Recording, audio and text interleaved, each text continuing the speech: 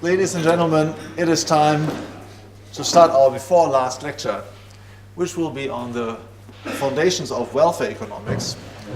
The subject of welfare economics is, the main problem is to give a scientific foundation for public policy. And to make a long story again short is the main problem that we encounter here, it's a very fundamental problem, is to define a criterion that would permit us to distinguish between better and worse policies. Is there such a thing that a criterion that would allow us to make such a distinction, or is such a distinction invariably bound up with value judgments? Economic science is a value-free science. That is, the truth and falsity of economic propositions can be evaluated according to the truth criterion alone. They do not make any statements about which policy should be pursued. So we have here the concept of value freedom, which was stressed in particular by a German sociologist of the name of Max Weber. He was not the first one to make this observation, but there was a big debate in the German Economists Association in the early 20th century. Most economists of the time belonging to the so-called historical school of economics held that economics was invariably bound up with value judgments. So you could not, there was no such science that was not somehow premised on value judgments, what scientists believed to be good or bad. And Weber held that that was then not a science at all. So it might very well be that economics was premised on value judgments, but then economics wasn't a science at all. Rather, science, in a strict sense, is about propositions, rather than are propositions. So we have here another name, namely David Hume, British philosopher of the 18th century, who stressed the distinction between is and ought, is and ought propositions. So Hume said in particular that there's no way that we can arrive at an ought proposition by starting from premises that are is propositions. Right? So for example, you can say, well, this room has a surface of 150 square meters, and there are 130 lamps. Therefore, the government should regulate the number of attendees to this conference. Okay, so that sounds ridiculous at first glance. And what Hume said, well, whenever you have such a thing, it is always the case that the ought statement cannot be logically derived from the is statement. It's a different, distinct logical character. So the question then is, how is it in economic science? To give you just one example, how economic propositions that show that economic propositions are is propositions that can be used in various ways according to different value judgments. Let's consider the labor market. So we have here supply of labor, and we have demand of labor, and we know that, so here quantity, labor hours, and we have here the wage rate, nominal wage rate, a big W. And in equilibrium, we have an equilibrium wage rate and an equilibrium quantity. And so now we can do various things. And in particular, we can imagine or analyze the impact of a minimum wage law. So let's say the minimum wage law fixes the minimum wage rate at this level here. What will be the impact on the labor market? Well, there will be none. Okay. Because the market wage rate, the wage rate that comes to be established spontaneously on the market is, if we fix the minimum wage rate here, so it will be none, right? The market wage rate is higher than the minimum wage rate, so there's no problem at all. A problem arises if we set the minimum wage rate here, because at this rate, we have this demand for labor, but this supply. Okay, so we have a difference between demand and supply, and this difference is called, how is it called? Unemployment. That's right. Okay, so we have a higher supply of labor than demand for labor, And this is exactly what unemployment is all about.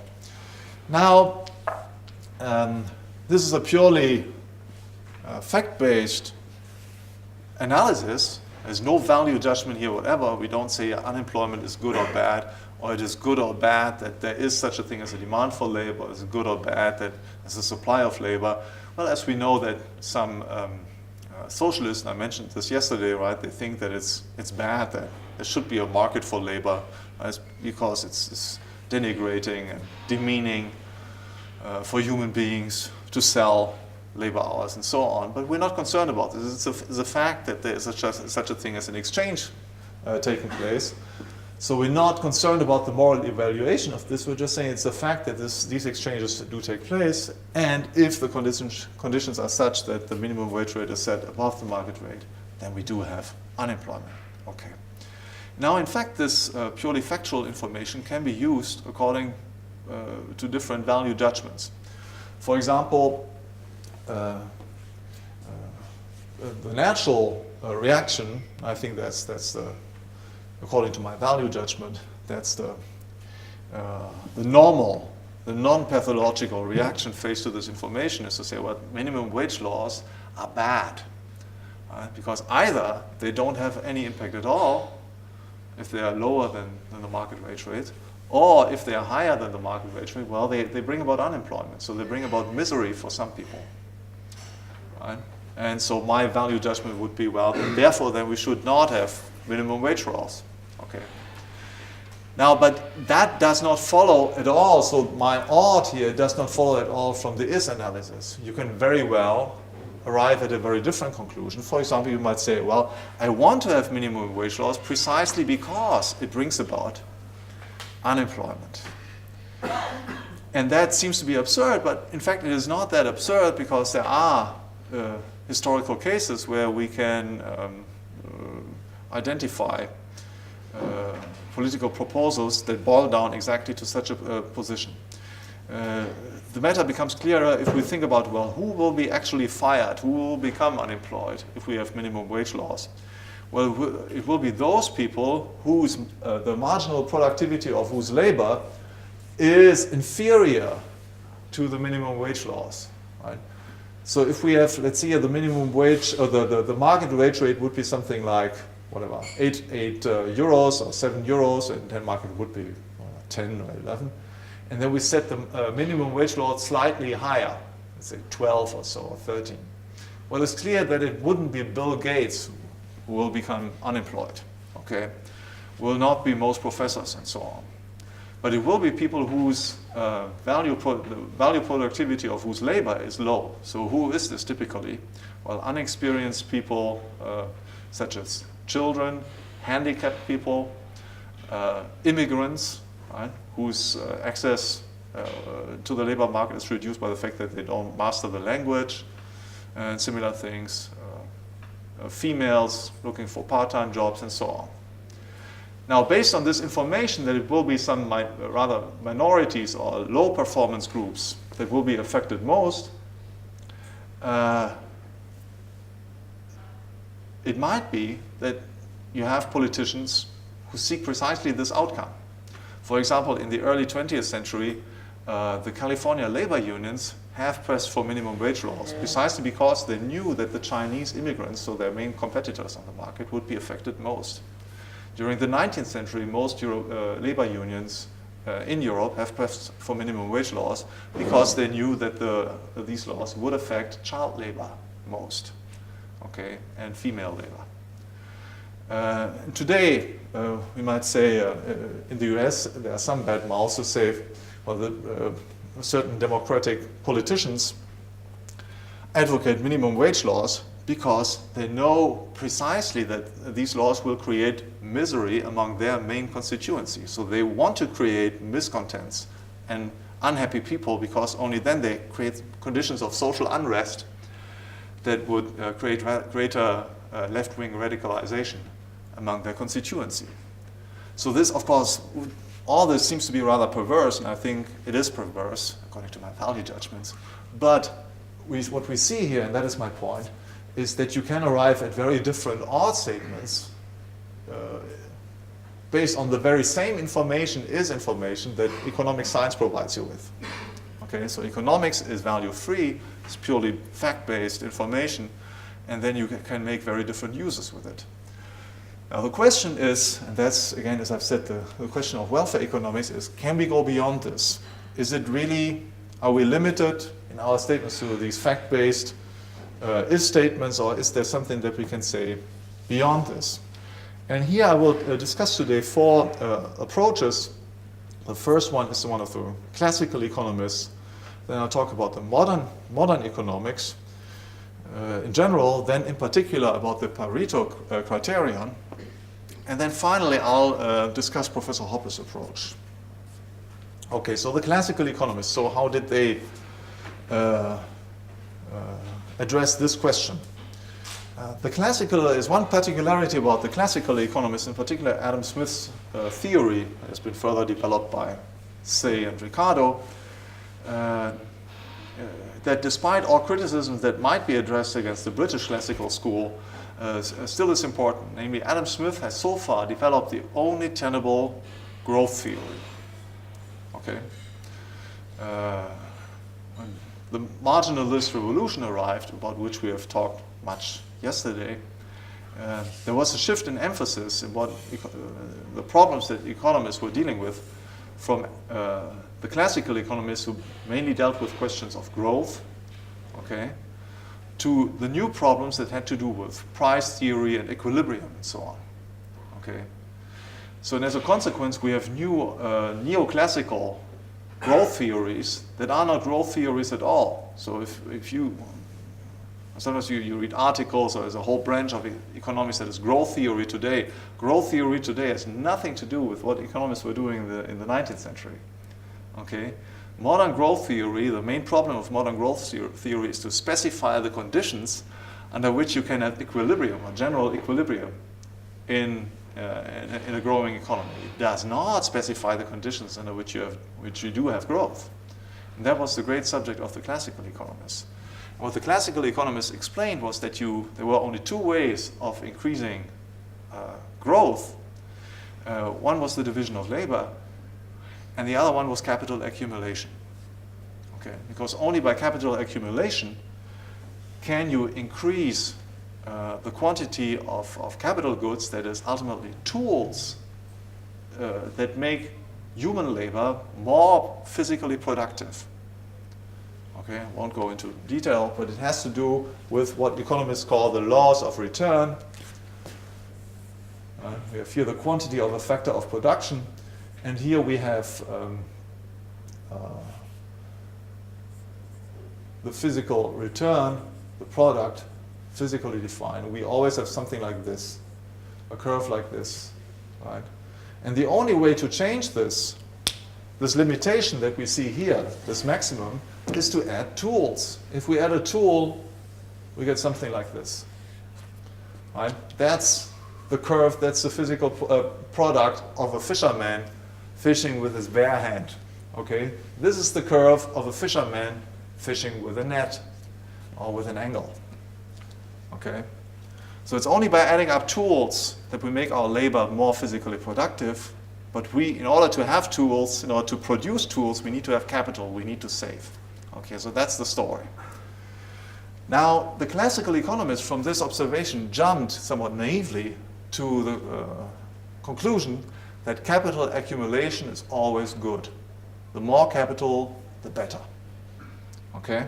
That's a conviction that you find pervasively in all the writings of the classical economists. And it has led to certain excesses at the end of the 19th century and in the early 20th century, when people of the sort of John Maynard Keynes, but also others, started thinking about ways of how you could, through political intervention, artificially increase capital accumulation, right? And in particular through manipulating the money supply. But even if we abstract from these excesses, there is the fact that we cannot say from the if statement that the only way to increase, to make human labor more physical productive is to increase the capital supply, that we ought to increase the capital supply, right? That we ought to save more and so on. That by no no means follows. Right? At all points of time, we have to choose between greater physical productivity of our labor in the future, that is greater availability, greater wealth in the future, and greater wealth now. Right? In order to have greater wealth in the future, we need to save now, that is, we need to cut down on our present-day consumption. Okay, there's no other way, so there's a trade-off. But there's nothing in economic science tells you that you've got to save more, right? You can as well decide, well, I mean, I'll continue my hand-and-mouth existence, I just consume everything that I produce, and so I'll stay on a fairly low level of economic development. Yes, why not? And in a market economy, in a free society, this problem is solved, or this question is answered through the interaction of many, many individuals. Right? The overall result is then the combined outcome of each individual's decision. So everybody has some impact on the overall outcome. And that's how all this question is answered. But economic science cannot give an answer what the optimal growth rate would be, so what the optimal savings rate would be, and so on. So we have here a limitation. The second approach is the approach of the modern economics. Now, as I've said, in modern economics, there was, with the marginalist revolution, a shift in emphasis from problems of growth and capital to problems of the analysis of market pricing, right? Value theory, price theory, the theory of general equilibrium. Unfortunately, we have to drop our general equilibrium lecture today, so I'll just elegantly step beyond this. Right? And as I've explained to you yesterday, with the modern marginalist revolution, the explanation of market prices was shifted from cost of production to utility or value. Right? Before, so to say, the prices were explained from the side of the factors of production. Now all prices were explained from the side of consumer utility and so on. So it was only natural to try to explain or try to justify public policy in terms of utility. And the problem here, the main problem that we confront here is already, as I said yesterday, that utility and the famous util are abstractions. Right? Even for one individual, we cannot define such a unit, okay, that would somehow sum up in a realistic manner all the different enjoyments that he derives from various consumer goods. But it's even more difficult if we make such a statement for society as a whole. Right? Some economists, of course, heroic as they are, have posited the existence of such a thing as a social utility function.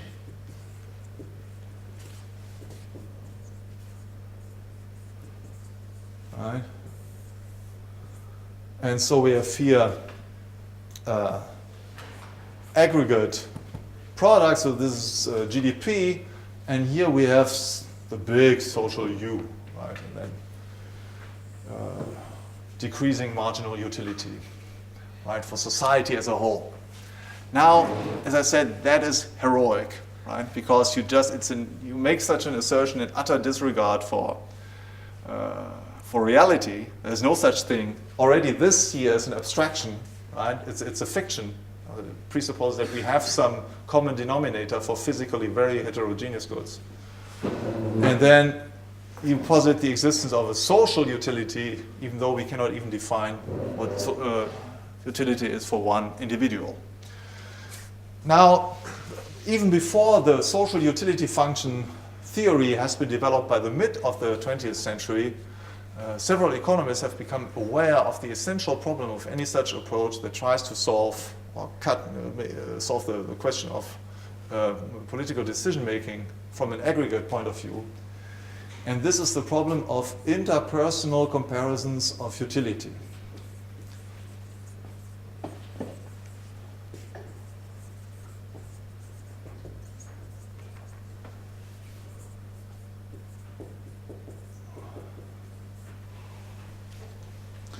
And the man who has pioneered the analysis of this problem was a Czech Austrian economist by the name of Franz Jörg.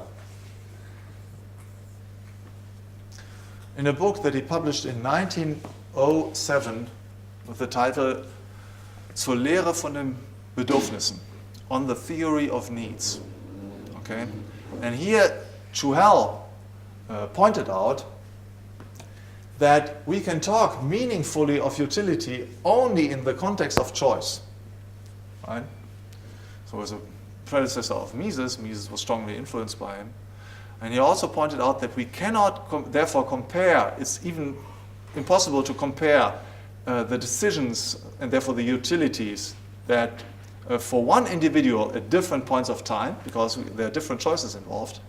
And it is all the more impossible to compare the utilities for different individuals because there are also different choices involved.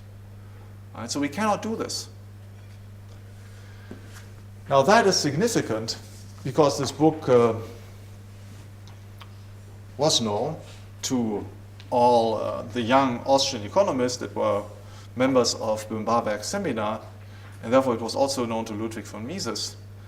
And not surprisingly, therefore, it was not Mises who was part of those who developed the social utility function theory. Right? So he always refused this. Many years before, the critique of interpersonal comparisons of utility came to the consciousness of Anglo-Saxon economists, and it came to the consciousness of Anglo-Saxon economists through Lionel Robbins. In a book that Professor Hoppe already mentioned, right, the 1932 book, The Nature and Significance of Economic Science, and there Robbins discussed this problem. He said it's a big problem for aggregate social analysis. Now, Mises then is known as a famous theoretician of the market economy, as a great opponent of government interventionism. How can he oppose government interventionism if he sticks to economic science? That is, if he sticks to the is, how can he arrive at the ought statement, well, that this policy is wrong from a scientific point of view, that it's unjustifiable from a scientific point of view? And it is significant that Mises, in full consciousness of Jörg's work, worked around this problem and found a way of discussing public policy in purely in is terms, that purely as a factual problem. And what Mises pointed out is the following. Mises said that economics cannot tell us what we ought to do, but since economics is about the analysis of causal relations, and it's also between cause and effect, but also the causal relations between means and ends, we are in a position as economists to analyze whether a given means is fit to attain a given end, that is a predefined end. And this allows us as economists to make factual statements within a given context of a public policy debate if we take the point of view of those who advocate a given policy. For example, come back on this minimum wage law business, right, with the labor market and then the minimum wage law. What Mises says is, if somebody advocates minimum wage laws is saying, well, they will have no impact on employment, we can say, well, that is factually wrong. Right? So it's a wrong policy. The policy, to the extent that the policy is designed to increase employment, it's a wrong policy. We, as economists, we can say it just doesn't work. So we can reject this policy, and we don't do it in the light of our own value judgments. Rather, we take the standpoint of the person who advocates the policy. Okay. And since we are only dealing with means and ends, or only with the relations between facts, and we take the point of view of those who say that there is a certain relation here, and we show that it's wrong. And Mises took various other, analyzed various other examples. And his most famous example was the milk market, right? A big problem after World War I in Austria, when there was misery, especially poor families and so hardly could feed their children. And then there were public measures designed, for example, price control on milk. the official justification for which was, well, we need to make milk more available for poor families. Now, a price control on milk has very much the same effect here. The price control here, so we set the price below the equilibrium price, so this would be the milk market, right? And the market price would be here, and so there are people who are complaining that all the poor families and mothers cannot feed their children, right? Milk is too expensive. And now Mises says, look, I mean, if we set the milk price here officially, what we get is this: the supply will lag behind the demand. Why is this? Because at the lower price, milk production, there will be marginal milk producers, those who could produce milk profitably only at the slightly higher price. Right? If we decrease the price, these people will go out of business, will not produce anymore. As a consequence, the milk supply will actually be reduced. Right? It would no longer be this quantity that otherwise would have been on the market. It would now be this quantity. And at which price will this new quantity be sold on the market? Well, it would be sold at this price here. That would be the black market price for milk. Okay, so we increase the problems rather than diminish them through this proposed policy. Now, ladies and gentlemen, this is the only approach. The importance of Mises' approach is that it is the only approach that we have at our disposition in economics, as far as economics is concerned, to discuss public policy, and to say, well, this is a good or a bad policy. That's the only way, that's as far as we can go. Okay. There's another approach to which we come now that is much more famous than Mises' approach, and is known under the name of Pareto criterion approach.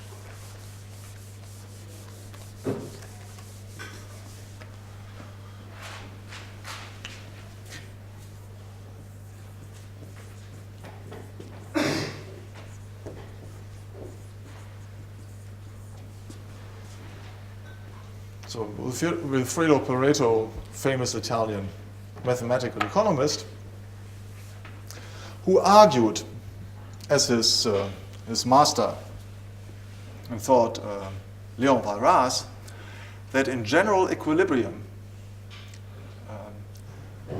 the social aggregates of society reaches an optimum.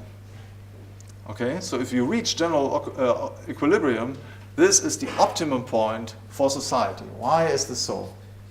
Because in general equilibrium, no more arbitrage processes are possible. Right? What is arbitrage? Arbitrage is, take an easy example, if I buy in a part of the market where the price is low and sell in a part of the market where the price is still high. I reap a profit and nobody else is worse off. Right? The guy from whom I buy at the lower price, he's better off than the guy to whom I sell at the higher price, decreasing the price slightly, he's better off as well. So it's a Pareto superior move, that's how it is called, right?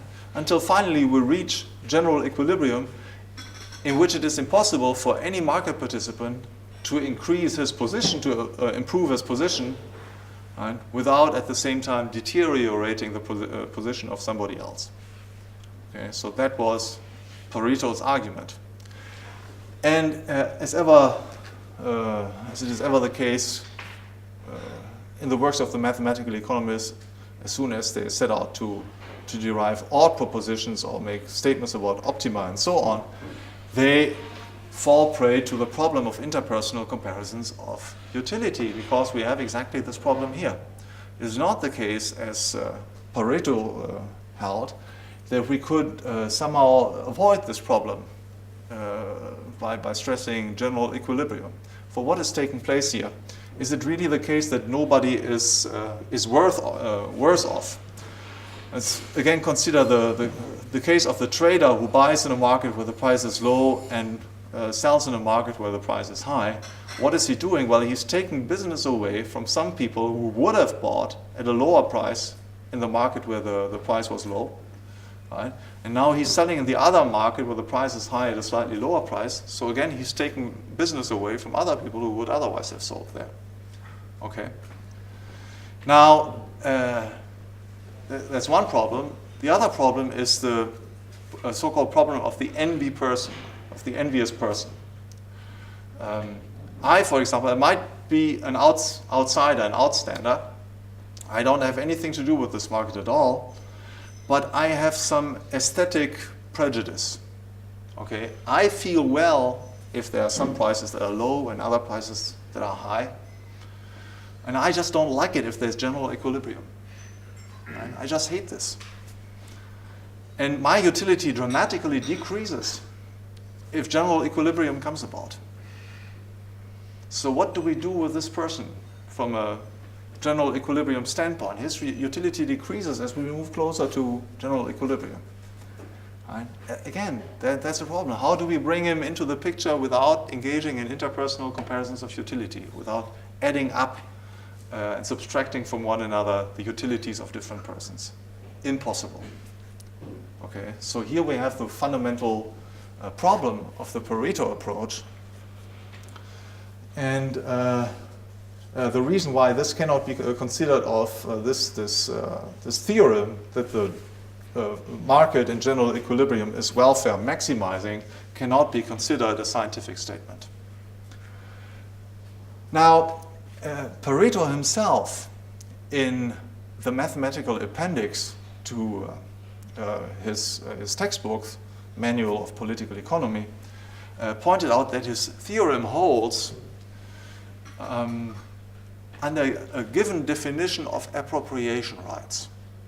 Okay, so he doesn't put this in the main text, he points this out in the mathematical appendix, okay, where you wouldn't expect it at all. Right? So he said, well, by the way, so my theorem holds under, if we assume given system of appropriation. Okay, now here then we get already to the, we are halfway already at the solution that Murray Rothbard has developed in 1956 in an article with the title Toward a Reconstruction of Welfare and Utility Economics. It's a piece that is widely quoted in the Austrian literature today, even as it pertains to welfare economics. And here Rothbard argued that the free market is inherently welfare maximizing. Okay? By the very fact that in the free market we have social interaction premised on the respect of property rights, every interaction, whether it's a gift or an exchange, automatically improves the position of both people interacting with one another.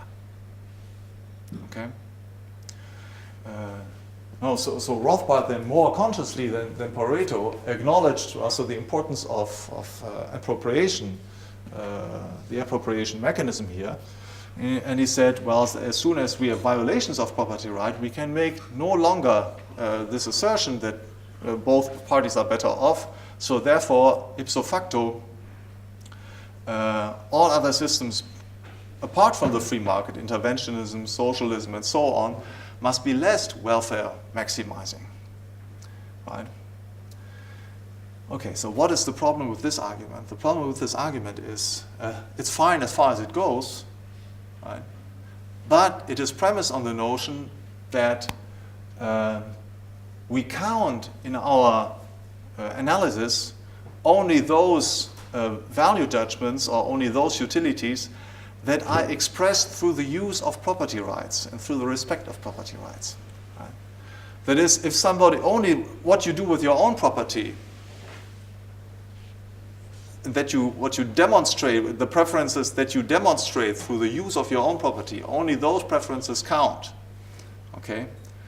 So the position of the envious bystander is excluded by definition.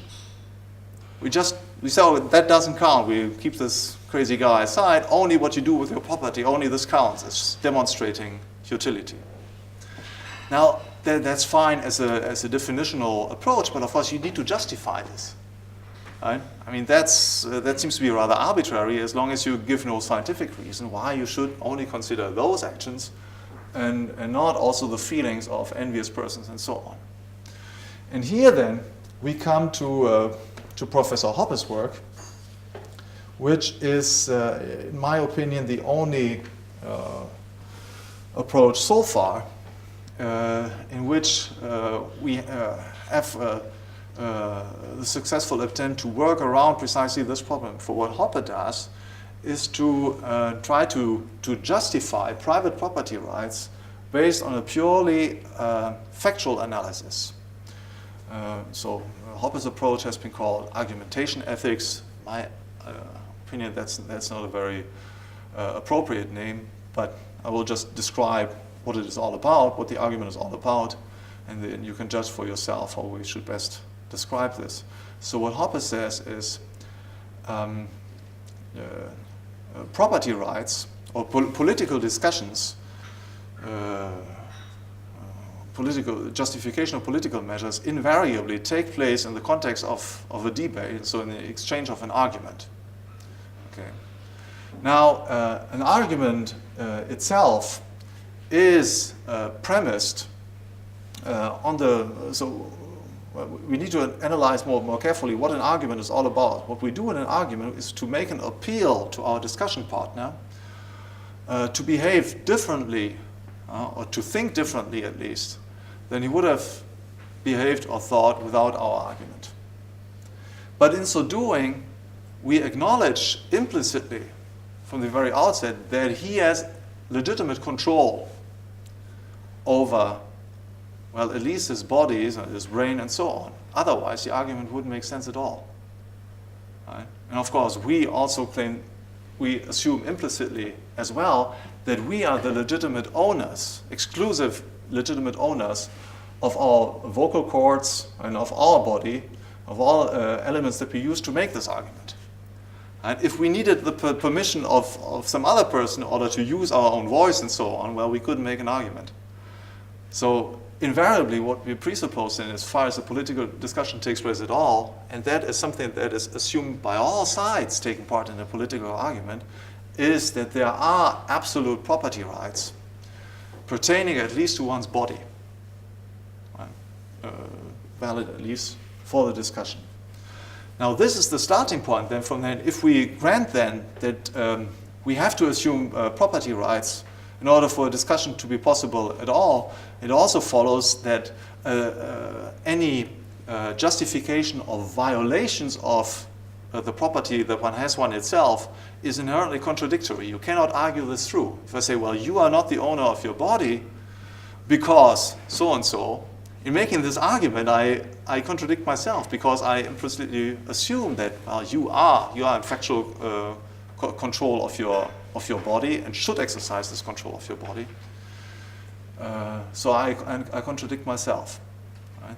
Since only then the justification of absolute property rights in one's own body can be justified, and violations of this property right cannot be justified, we have a starting point from which on we can explain justify and the appropriation of other objects in one's body through one's labor. So it's the usual John Locke's homesteading argument. And we can also explain why all justifications of infringements of property rights in material objects are contradictory in turn. Okay. So then what we have here in Hoppe's theory, in my opinion, is a praxeology of justification processes. It's a purely fact-based analysis of what the processes are that are taking place in public policy debates. Right? And the conclusion is that only justifications of that assume the validity of private property can be valid, whereas all justifications of violations of private property right run into a priori contradictions. Right? Right? Any argument that contests the validity of private property rights per se, so not a particular right, you can contest the property right that a robber has in something that he stolen, okay, but we cannot contest the validity of private property per se without running into a contradiction. Right? So again, we don't have here an odd proposition, right? Therefore argumentation ethics is not quite correct. Right? Hoppe doesn't say, well, we ought to respect private property rights, but he tells us we cannot justify violations of property rights without self-contradiction. And on the other hand, we can only justify private property rights without contradiction.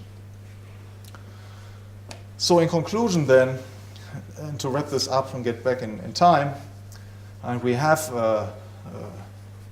science that is value-free, and scientific analysis can help us in two ways to settle public policy debates, to settle the question what is better and what is worse. One is Mises's approach, in which we take the point of view of our discussion partner and examine whether the means that he proposes for the attainment of a certain end is in fact a suitable means, is objectively suited to attain this end. That's one approach. And the other one is that we take the point of view of the praxeology of justification processes and examine whether a proposed policy can be argued through without self-contradiction or not. That is as far as we can go, as far as I can see. And I'll give you 2 minutes to raise any questions about this. Yeah.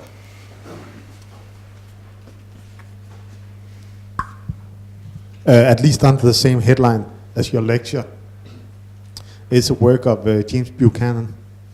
Mm-hmm. Just briefly, if you could give an assessment or judgment of his work. Yeah. So James Buchanan, alone among neoclassical economists, has realized that we cannot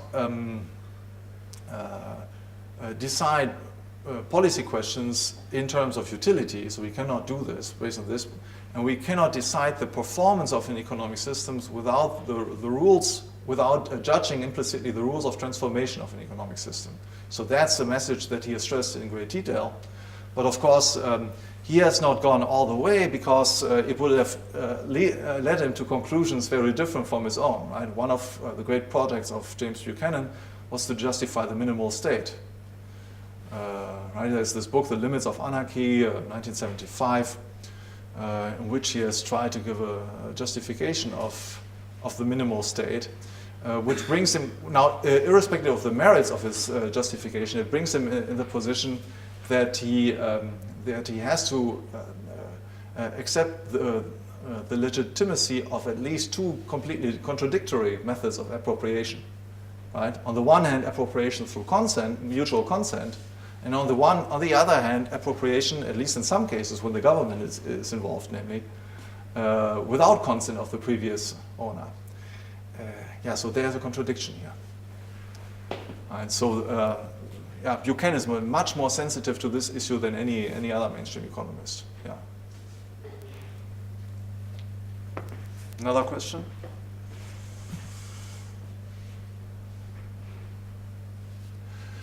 Okay, thank you.